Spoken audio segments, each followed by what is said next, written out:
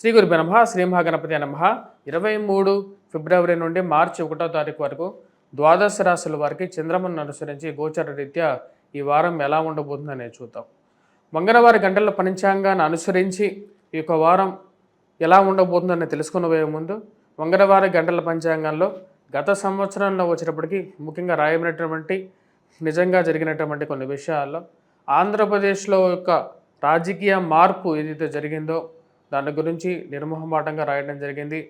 అదేవిధంగా పవన్ కళ్యాణ్ గారు ఎలాగైతే గెలవడం జరుగుతుందో ఆ విషయాన్ని కూడా ముందుగానే రాయడం జరిగింది. అదేవిధంగా జరుగుతున్నటువంటి యుద్ధం మరియు అదేవిధంగా క్రోధినామ సంవత్సరంలో ఏదైతే రష్యా ఉక్రెయిన్ యుద్ధం మరియు అదేవిధంగా గాజాలో జరుగుతున్నటువంటి యుద్ధం అనేది అనివార్యం అని చెప్పి రాయడం జరిగింది. ఈ యొక్క మన పూర్వీకులు అమూల్యమైనటువంటి జ్ఞానాన్ని మనకి ప్రసాదించడం జరిగింది. వాటిని అనుసరించి రాయడమే జరిగింది. కానీ నా యొక్క గొప్పతనం అంటే ఏమీ లేదు. ఏవైతే తప్పులు జరిగాయో అది నా పూర్తిగా నా యొక్క పరిజ్ఞాన లోపంగా నేను పరిగణించడం జరుగుతుంది. శాస్త్రాన్ని తప్పు ఆపాదించాల్సిన అవసరం ఏమీ లేదు. ఈ యొక్క వారం ద్వాదశ రాశుల వారికి ఎలా ఉండబోతుందో అని తెలుసుకునే ముందుగా గ్రహస్థితి ఈ యొక్క వారం గమనించినట్లయితే రాహు వచ్చేటప్పటికి మీనంలో, కేతువు కన్యలో, గురువు వచ్చేటప్పటికి మనకు తన యొక్క సంచారం వృషభంలో కొనసాగుతుంది. అదేవిధంగా మనం గమనించినట్లయితే కుజస్తంభన అనేది ఈ వారంలో మిథునంలోనే కొనసాగుతున్నాడు. వాటితో పాటు బుధుడు కలవడం అనేది ఈ యొక్క నెలలో 27వ తారీఖున బుధుడితో రవి బుధుడు శని యొక్క కలయిక అన్నమాట. ఈ యొక్క కలయిక రాబోతున్నటువంటి రోజుల్లో మార్చి 30వ తారీఖే షష్టగ్రహ కూటమి అనేది జరగబోతున్నది. వీటితో పాటు శుక్రుడి యొక్క కలయిక రాహుతో కలవడం జరిగింది. ఇటువంటి స్థితి రాబోతున్నటువంటి వారం రోజుల పాటు ద్వాదశ రాశుల వారికి చంద్రమను అనుసరించి గోచర రీత్యా ఎలా ఉండబోతుందని చూద్దాం. కర్కాటక రాశి వారికి వారం సానుకూలమైనటువంటి ఫలితాలు గోచరిస్తూ ఉన్నాయి. వృత్తిపరంగా వ్యాపారపరంగా సానుకూలంగా ఉంటుంది. కొన్ని విషయాలు ఏవైతే ముడిపడనటువంటి విషయాలు ఏవైతే ఉన్నాయో దీర్ఘకాలికంగా జరుగుతున్నటువంటి చర్చోపచర్చల్లో ముందుకు జరిగినటువంటి విషయాల్లో 27వ తారీఖున అంటే వారాంతం తర్వాత కొంచెం సానుకూల పడే విధంగా ఉంటుంది. కొద్ది విషయాల్లో డబ్బులు ఏదో విధంగా సంపాదిస్తున్నాను అంతా బాగానే ఉంది అనుకునే సమయానికి ఖర్చు అనేది కొంచెం హేతుబద్ధంగా చేయట్లేదు, అధికమైనటువంటి ఖర్చు అనేది ఎక్కువగా ఉంటుంది అనే విషయాన్ని మీరు భావించడం జరుగుతుంది. అది ఎలాగైనా సరే నియంత్రించుకోవాలి. నేను ఖర్చు పెట్టే డబ్బుని ప్రతి రూపాయిని కష్టపడి సంపాదిస్తున్నాను, ఆ కష్టపడి సంపాదించేటువంటి డబ్బును తగ్గించుకోవాలని చెప్పి భావిస్తారు. ఈ రాశి వారికి ముఖ్యంగా విద్యా సంబంధితమైన విషయాల్లో సానుకూలమైనటువంటి ఫలితాలు గోచరిస్తూ ఉన్నాయి. విద్యా సంస్థలు ఎవరైతే రన్ చేస్తున్నారో వారికి అనుకూలమైనటువంటి ఫలితాలు గోచరిస్తూ ఉన్నాయి. కానీ ఈ రాశి వారికి ఖర్చు విషయంలో చాలా జాగ్రత్తగా ఉండాలని చెప్పి భావించడం జరుగుతుంది. నూతన ఉద్యోగ ప్రయత్న సంబంధితమైన విషయాల్లో వారాంతంలో కొంచెం సానుకూలపడే విధంగా గోచరిస్తూ ఉన్నది. ఎంతగా శ్రమ చేసినప్పటికీ, ఎంత కష్టపడినప్పటికీ నా యొక్క కష్టానికి తగినటువంటి వాల్యూ రావట్లేదు, సమయం నాకు అనుకూలించట్లేదని భావిస్తారు.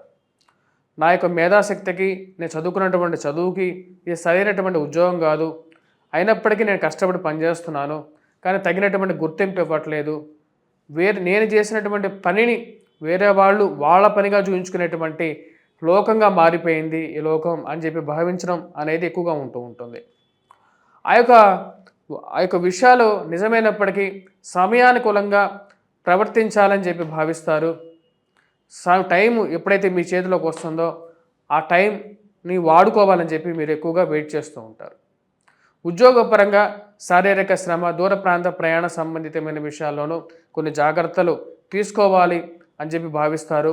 వయసు రీత్యా ఉన్నటువంటి అల్లోపతి మెడిసిన్ కన్నా ఈ న్యాచురోపతి మరియు అదేవిధంగా అల్లోపతి కన్నా న్యాచురోపతి, హోమియోపతి మీద మనసు అనేది ఎక్కువగా లాగుతూ ఉంటుంది. వాటిలోనే ఎక్కువగా ప్రయోజనాలు పొందగలుగుతాను. మరియు అదేవిధంగా చిట్కా వైద్యాలకి ఎక్కువగా ప్రాముఖ్యతని ఎక్కువగా పనిచేస్తాయి అని చెప్పి వాటి గురించి ఎక్కువగా తెలుసుకోవడానికి పరితపిస్తూ ఉంటారు. ఈ రాశి వారికి విద్యా సంబంధితమైన విషయాల్లో విద్యార్థులు బాగా రాణించగలుగుతారు. మ్యాథమెటిక్స్లో విద్యా సంబంధితమైన విషయాల్లో విద్యార్థులు కొన్ని విషయాలు జాగ్రత్త అనేది అవసరం. రొటేషన్ బాగానే ఉన్నప్పటికీ వ్యాపార పరంగా ఖర్చు కూడా దాని తగినటువంటి విధంగానే ఉంటుంది. కట్టాల్సినటువంటి డబ్బు విషయంలో తగు జాగ్రత్తలు తీసుకోవాలని చెప్పి భావిస్తారు. 13వ తారీఖున జరిగినటువంటి ఆదిశత్రువులైనటువంటి రవి శని యొక్క కలయిక అష్టమంలో, అది అంత అనుకూలమైనటువంటి ఫలితాలు ఇవ్వట్లేదు. మీకు బాగా కావలసినటువంటి వారు రాజకీయంగా మీ వెనకాల తిరుగుతుండేటువంటి వారు, మీరు చెప్పిన మాట, మీరు అన్ని విషయాలు వారికి దగ్గరుండి కూర్చోబెట్టి వారికి చేసినటువంటి సహాయాలు అన్నీ మరిచి రాజకీయంగా మీ నుంచి దూరంగా జరగటం, మీ మీదే బయటికెళ్ళి బ్యాడ్ ప్రాపగాండా చేయటం మీకే అర్థం కానటువంటి విషయంగా ఉంటుంది.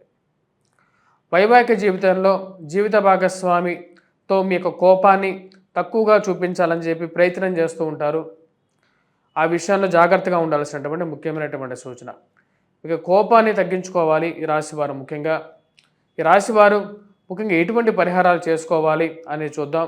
రాబోతున్నటువంటి దివ్యమైనటువంటి, ఎందుకంటే ఇప్పుడు మనకు గమనించినట్లయితే మనకు ప్రయాగ్రాజ్లో జరుగుతున్నటువంటి మహాకుంభవేళ, రాబోతున్నటువంటి శివరాత్రి రెండు సరిసమానంగా వస్తున్నాయి. అద్భుతమైనటువంటి సమయం. ఈ యొక్క సమయంలో శివరాత్రి రోజున జాగరణ చేసి అభిషేకం చేయాలి. లింగోద్భవ కాలంలో అంటే అర్ధరాత్రి సమయంలో 12కి మనం చేసేటువంటి ఏదైతే ఈ యొక్క అభిషేకం ఏదైతే ఉంటుందో అది ఎన్నో జన్మల ఫలం ఉంటే కానీ మన ఆ సమయానికి మేల్కొని ఈ యొక్క జాగరణ చేసిన తర్వాత చేసేటువంటి చేయలేం. ముఖ్యంగా ఫలోదకాలు కానీ, ఆవు పాలతో కానీ, లేదంటే నీరు కానీ, 2-3 బిలవపత్రాలు కానీ వేసి అభిషేకం చేయండి. శివయ్యని మానసిక ప్రశాంతతని ఇవ్వమని చెప్పి కోరుకోండి.